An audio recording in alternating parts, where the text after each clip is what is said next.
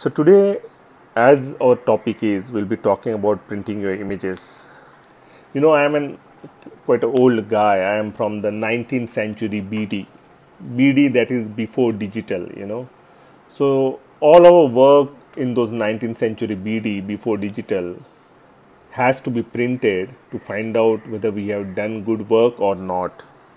But many of you guys who have started in 20th century AD, that is after digital, they generally doesn't know about prints till somebody had specifically asked you to show the prints of your work. So not many people understand and know more about printing, and people generally think that printing is dying. Nobody prints today, but that's not the case. A lot of people print today, and only good work is printed. At the same time, printing technology also has advanced a lot. So the printing technology gives you enough support to make your photography, digital photography, a very, very big asset for you too.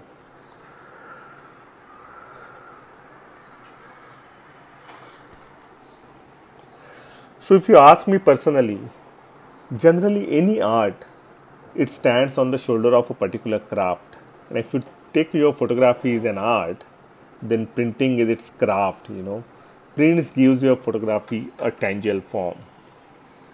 Personally, if you ask me about my opinion about the prints, see, I look at millions of digital images, but for me they are just a visual communication and does not have any larger purpose in context of an art.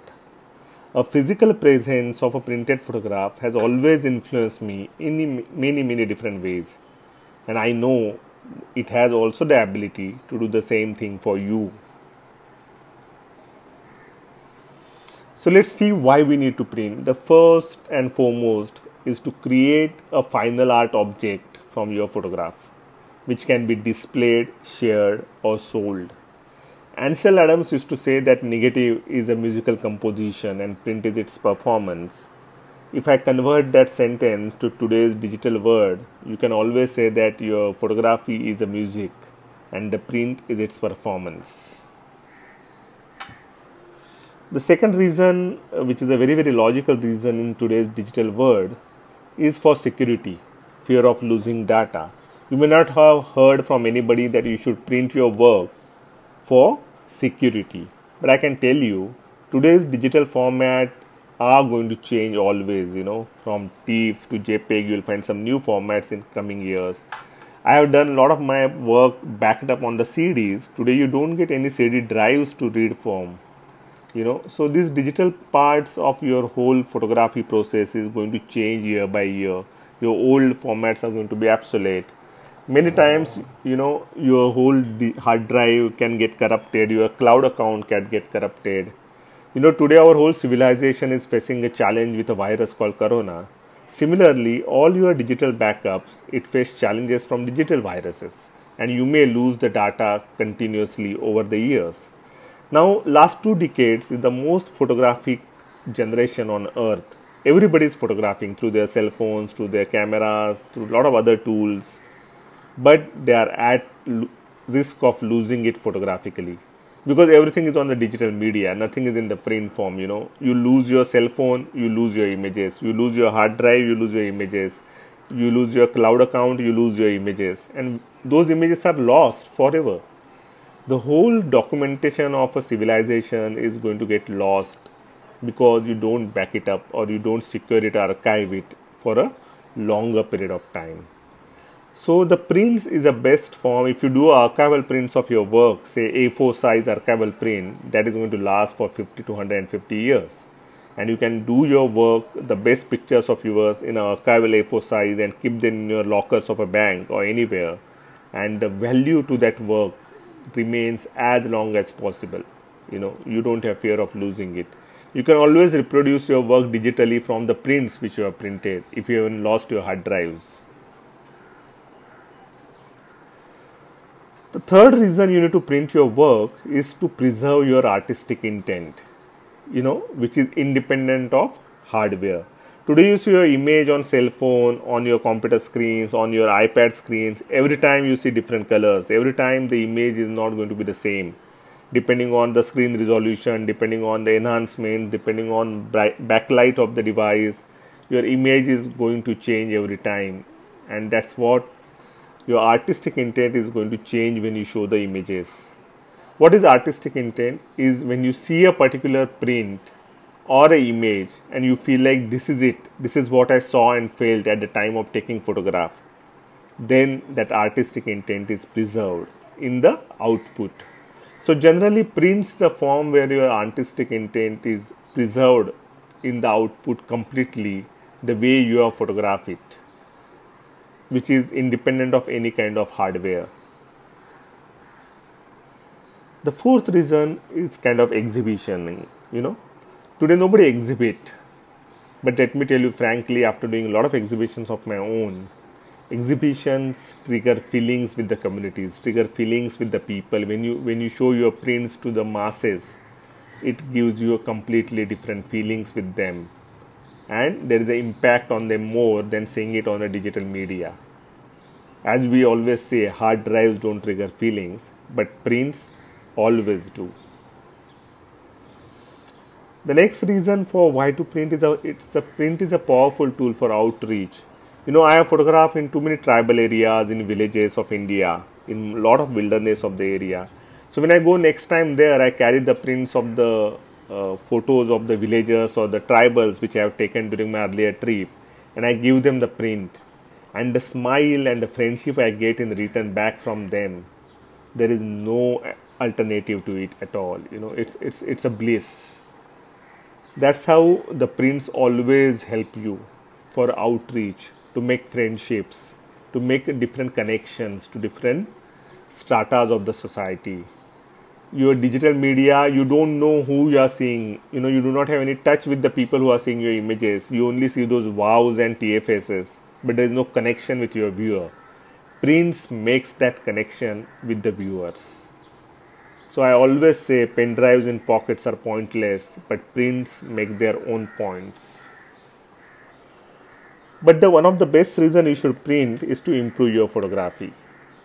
On screen, we generally see the highlights of an image. Many technical flaws are hidden or out of sight, or we generally overlook them. Example, dust spots, sharpening artifacts, objectionable noises, chromatic aberrations, softness due to depth of field or lens issues. Sometimes we also tend to overlook unwanted elements in a frame on a screen. But prints don't hide. It's a very, very hard impact media. They don't hide anything. They will show you all your mistakes and all your great work. They will show you a complete reality. It will show you all those smallest dust spots, those hidden shadows, all those small things which get missed on a screen. So when you see the print, you understand what mistakes you are making many times, and then you don't make them again, and that's how you improve your photography. Let's get into different printing techniques. You must be knowing all of these different techniques. Like offset printing is generally used when you are going to print books and magazines, huge quantities. Laser printers, you generally use them most in your offices for your normal printing work.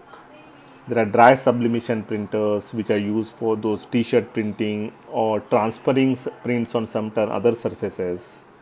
Light jet printing, or also called as C prints nowadays. These are the typically like a old, chemical lab processing. Your digital files are processed with like old chemical labs to get the silver halide prints. And the most used or a proper fine art printing is generally done on a inkjet printing. So what makes this fine art print, or also called as a giclée print? It's a French word. In French, giclée means the spraying, So these inkjet printers, they spray ink on the paper or the media which you are using. That's why these are called as a giclée prints. So the fine art print is an expressive object of beauty and excellence. Colors identical to original and never fades. It's inkjet pigmenting prints. The archival papers are used in the process, and there is always a feeling of satisfaction in the presence of a fine art print. Generally, if you see any other print, there may be a little uneasiness with a print that falls short of optimum quality, but if you have a very good fine art print, there is always a feeling of satisfaction. Before now we get into the processing of photos for a good prints, let's understand a little bit more about printing. So printing also involves different inks, papers and the print permanence. Let's understand what do you mean by all these things. So generally the inks, any good printer has at least more than 6 number of inks, You must have heard about CMYK, those are the cyan, magenta, yellow and black. But in a common good printer, you always have at least 6 inks, that is cyan, magenta, light magenta, yellow and black. Other than that, you also get more black, that is light black and a light black. So as you go more and more with different colors, you get more different tonalities and more reproducible colors available through your printer.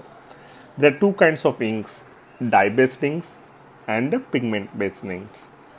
You have to understand when I use a word called color gamut. Color gamut is the spectrum of colors a particular printer can produce.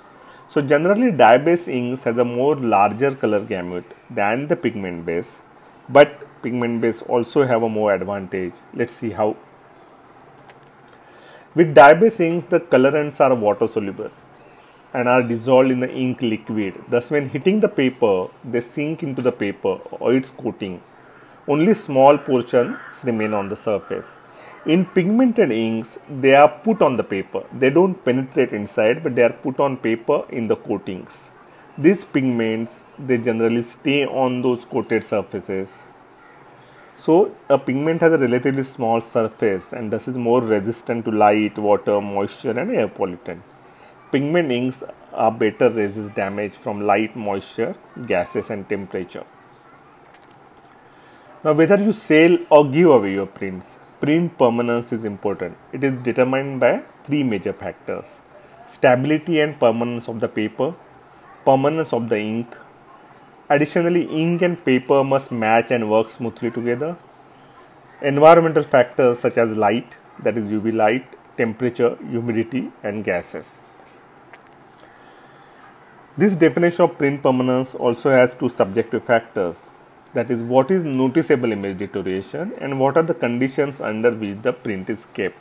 Like when I am talking about archival prints and they are permanent for 50 to 150 years, it is also depending on, do you really want 50 years, 100 years or 150 years? Depending on that, you can choose your medias and inks. Or even if you make a very best prints but don't put it into a good conditions, then also you don't get that permanence. So for fine art printing, special fine art papers are used in most of the cases. These all papers are specially coated by owned different coatings of a different companies. Your general office paper, it is not coated at all, and all the fine art prints, they are coated. So whatever the base material of the paper is, coating ensures that ink is properly absorbed by the paper and dries quickly. Also, the coating also prevents the ink from bleeding excessively. This permits higher resolution printing and finer color ingredients.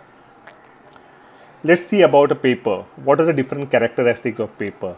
The raw material used to produce that particular paper coating, which influence absorbency. So there are certain papers are really good into that. They are used cotton rag material, or there are certain papers who are made out of bamboo. But the coatings are different kind of coatings as per the different companies, which all influence absorbency. Either whether it's a single side or a double sided color, base weight and the paper thickness. You always heard about this term called 100 GSM, 200 GSM, 308 GSM. GSM is nothing but a gram square meter. So you take a square meter of paper and weigh it, and how much is gram it shows, it's taken as a GSM, that is the weight of the paper.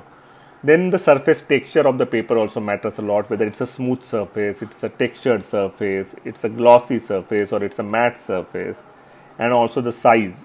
At what size you get the papers depends on what size prints you have to make. A fine art paper not only should work smoothly with the type of ink used, but also should be appropriate for the photographic subject printed. A print of landscape may ask for different paper than a portrait, and a product shoot may ask for yet another paper to achieve the optimal visual impression. Additionally, personal preferences have to be also taken into account. So as you have a preferences on what kind of camera body you use or what lens you use, certain photographers like a particular kind of paper and always print on those papers. Different genres of photography also get sometimes attached to a particular kind of papers. But always experiment with your papers and come out with what suitable for your kind of work. So once you get into the papers, there are different kind of medias which you use in the papers, as well as there is a third media called canvas. So you can use either papers or canvas to print your work. So in papers, it can be a matte finish with a smooth or a textured surface, or it can be a gloss finish or a photo finish, that is called glossy, luster and barita. Those are all the photo papers.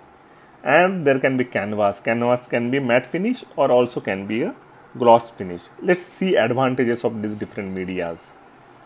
So matte papers is the most common finish of the paper used in a fine art printing today. It has more potential for satisfying feel in the hand, minimal reflections from inconsistent lighting. There is no gloss differentials. Gloss differential is the one where you see a print and in a particular area you find more ink applied than the other parts of the image. That is very less in the matte papers. It reduces sharpness as compared to photo papers, but which can help hide problems in an image. So if you have a more grainy image, probably you should use a matte finish than the photo finish or gloss finish as we call it. In matte papers, handling of large prints is easier. They less likely to get dimples. Those are those itches or folds you get when you are rolling the paper or packing it. And in matte finish, you also get the textured and etching papers. If you like more on those photo effect or photo papers, their advantages: you get more deeper blacks, more dynamic range, larger color gamut, and increased sharpness. Photo papers are also likely to suffer less damage than matte paper from paper handling via scratches or surface marks, though they are not certainly immune to damages. Photo papers also have more sparkle or shine because of their more reflective nature.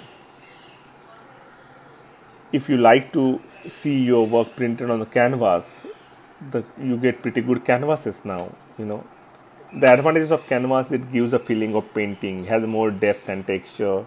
It gives a really good contemporary look for indoor displays. It can be stretched into gallery wraps, lighter frames, so no size limits on the size of the prints. If you take a paper prints and you have to frame it, the weight also increases of the frame. But with canvas, you can keep the frame lighter. You can get both matte and gloss finish in the canvas. And another thing is you can also varnish the canvas so the permanency increases more. Let's get into how good you have to process your image to print it in a better print. So this journey from pixels to prints is of two different components. One is a resolution and second is a color management. Let's understand more about resolution. Resolution of an image is stated by its dimensions in pixels or inches.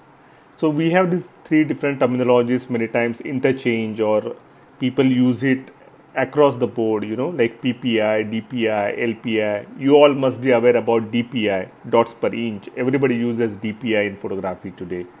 But for you as a photographer, you need to understand what do you mean by PPI, that is pixels points per inch. And if I am a printer, I need to understand more about DPI and LPI. If you are not into printing, you need to only concern yourself with PPI, that is pixels or points per inch. So pixels or points per inch is a fixed number to on a particular screen can display, and the density of pixels within a digital image. Pixel count, on the other hand, refers to the number of pixels across the length and width of the digital image. So if you have at 300 ppi 18 and 12 inch image, your resolution will be 5400 into 3600 pixels. And if you are talking about a DPI, dots per inch, if you want to produce the pixels, those are your PPI, on a paper, we have to physically place a dot on the paper of that pixel which is digitally available in your file. But also you have to give that dot a particular tonal value of the original pixel, that is a color value.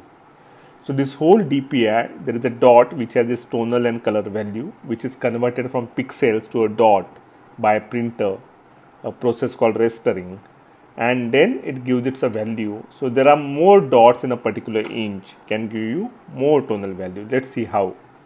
So if you have 100 DPI, say it has 100 dots per inch. If you have a 200 dots per inch, if you have a 400 dots per inch, the color gamut or the different color variations and tones can possibly a printer can print increases. So more printed dots per image pixel allows for more different tonal values. With pattern of 6 by 6 dots, you get 37 tonal grades. With a 16 by 16 pattern, you get 257 tonal grades. The matrix of a printed dots representing a pixel of the image is called a raster cell. So what you see up these three, these are called raster cells. So in the particular raster cells, how much DPI you have depends on how much tonal grades you get. So this is general questions. If you are into printing, how many pixels or dots per inch do you really need? There is no general or a quick answer to this question. It depends on what kind of printing technique you are using. If you are using a continuous tone printing method, or if you are using a half tone by dithering method, you will need different values. So for PPI, which your photograph values are pixels per inch, will be the same for both methods. The dot per inch values differs. If you are using, say, like dithering, you need a several printer points or more ink droplets to build up a raster cell. So you need a more dot per inch to get a more better prints. So generally, as a printer, if a photographer asks me how much pixel image I should send you for a good print, I need to at least have a 200 PPI at a print dimensions. So if you are saying 18 by 12 inch print, I need to have those 18 by 12 into 200 PPI. Those are 3600 into 2400 pixel count, file for me to give you a better print. If you have it at 300 PPI, that's great. I can also then increase the size of the print.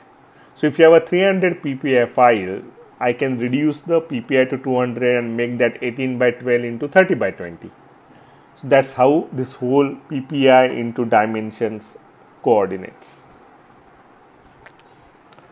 Now after PPI and DPI, that is a resolution taken care of, let's talk about color management into printing.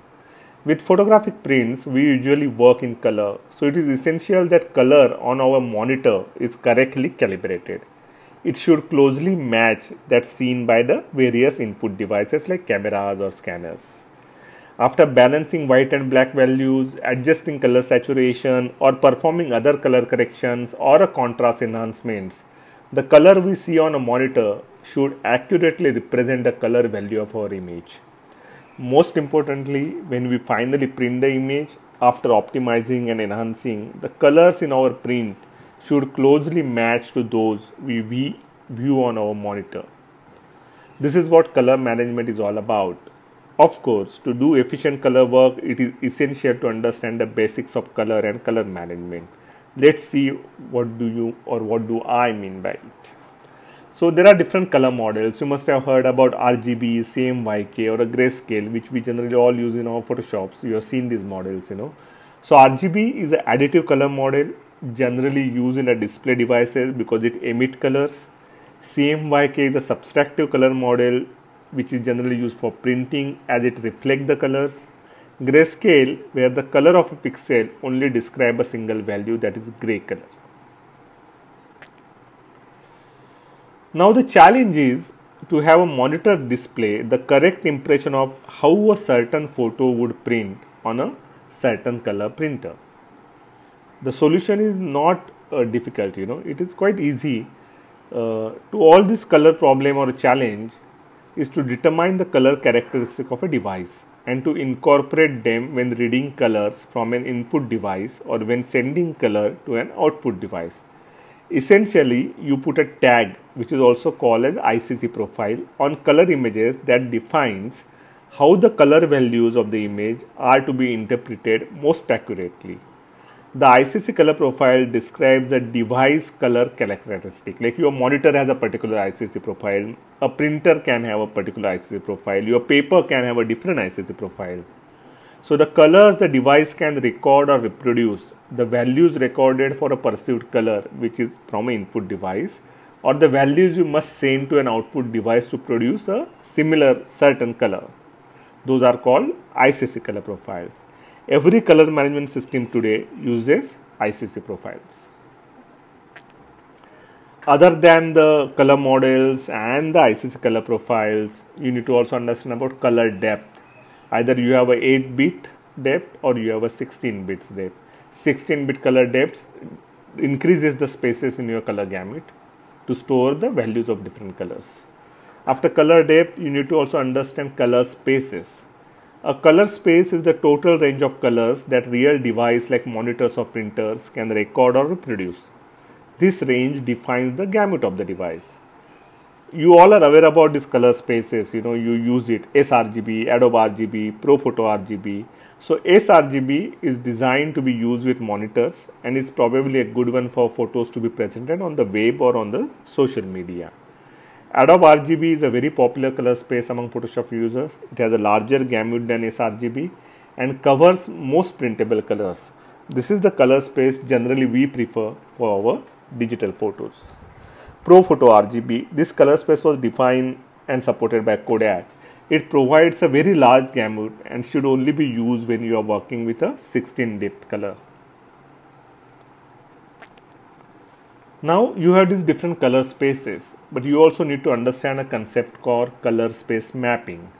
When a particular image need to be converted from one color space to another, that is while displaying an image on a monitor, the image is transferred from its source color space. Say you have a sRGB and then your monitor color space is Adobe RGB. The image is transferred from sRGB to the Adobe RGB. Now as per the ICC, there are three different kinds of mapping happen. Those are also called intents. First, perceptual or also called photographic.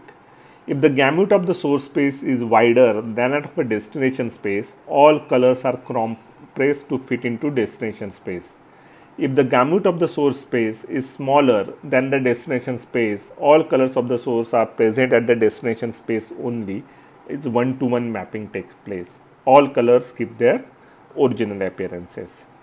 In relative colorimetric, when mapping from a wider color space to a smaller color space, a color in the source space that is not present at the destination space is mapped to the closest color possible, usually at the border of the destination space, resulting in a clipping or a banding.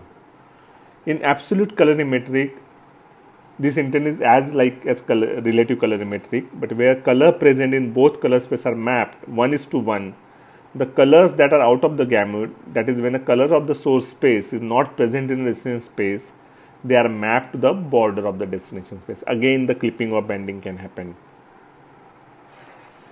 Now after color resolution, color management through different color models, ICC profiles and color spaces and different color depths, you get into final your image ready. So there is a different print flow printer follows, how to prepare your image particularly for printing to get the best end artwork out of your photography digital file. But generally just understand that we need to stick to non-destructive editing, that is do not harm editing. A good printing workflow is never to do anything with your image that will permanently damage. Non-destructive editing preserves the ability to reverse any changes you have made. Then there are certain global image adjustment you do in your image, which are like you do sharpness, you do tonalities, you do contrast enhancement, you do clarity. These are the global image adjustments. Other than that, sometimes you need to do a selective image adjustment, which are those edits that are applied to only a localized portion of the image rather than to the entire image. Selective adjustments are a powerful and essential tool for print interpretation and making your final print realize your artistic intent.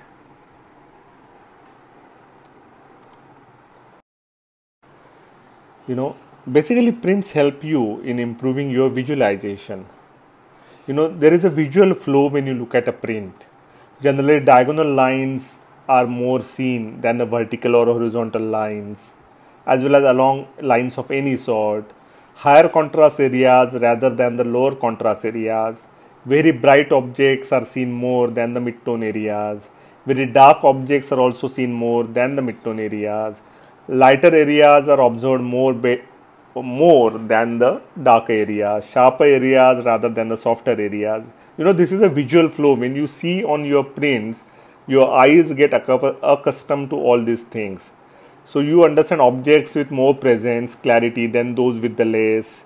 You understand intense saturation versus lower saturation, warmer colors rather than cooler colors, colors that clash or conflict with other colors in the print, objects that are out of place in the surrounding, such as a man-made object in a landscape. Probably you will miss it on the screen, but in the print you will get it on your face completely. Particularly eyes in a portrait, if they are facing the viewers, you will understand them more. So these are different visual points or visual flows you can see it in the prints. And if you understand them correctly, while photographing a particular frame, there also you understand all these different visual flows. And then you start getting certain more better, hide certain things in your pictures while shooting itself, and your composition make more better and better. So when you print your work, you understand all those points which you miss from your viewfinders. Generally you see in your prints, but not on your screen. Now you have made your print, you have to evaluate and if needed, correct your print also. So once you made it, your print and then you time to take a look at it, it is rare that print is perfect everywhere first time you print it. You have to find out, are there any flaws? Is there anything you can do to make it better, to match your artistic intent, or just to make it better? What sort of light should you use to actually look at it to answer these questions? So all these evaluation need to happen once you print your image. So there are certain image flaws. If these flaws are there in your prints, it's you yourself has to blame for, not your printer, because dust spots, sharpening artifacts, objectionable noise, chromatic aberration, this is all your photography issues. The printer has nothing to do with it. They will come as it is if they are in your files or if they are in your digital profiles. But there are certain print flaws which directly depend on the printer. Flaking of ink, sometimes you get a white specks of paper showing through.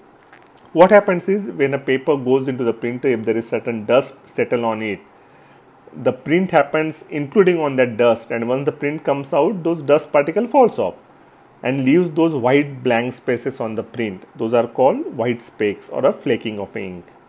If your nozzles are blocked, you will get indentations or a line that are perpendicular to the direction of travel of the print head.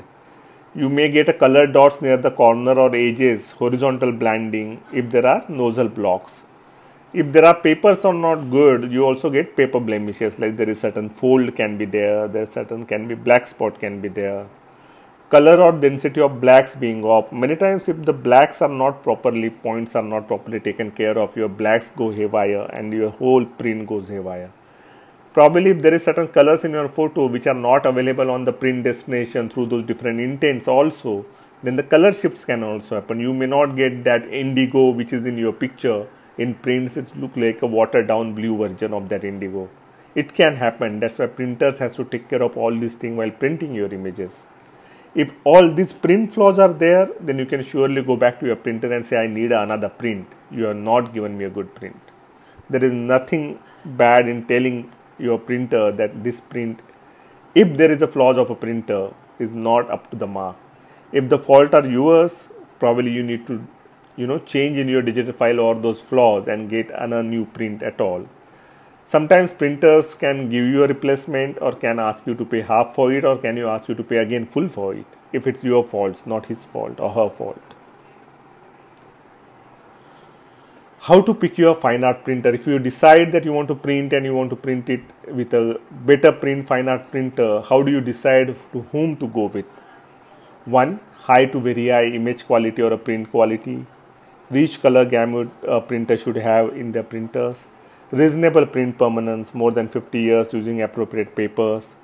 2 or more tints of black inks for optimal black and white prints. There is nothing asking your printers how many black inks his printer have.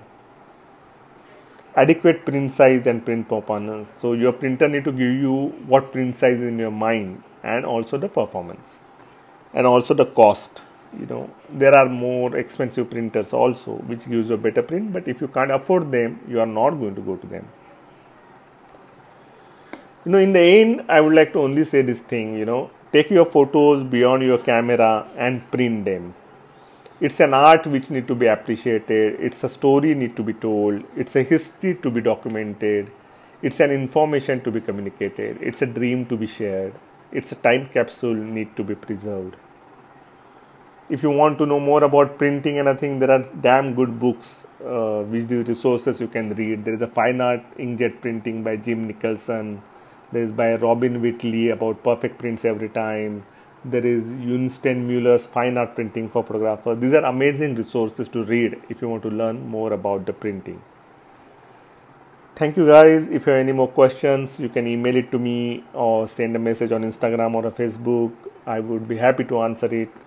But print your work. That is going to be your legacy to this world in the end. Thank you.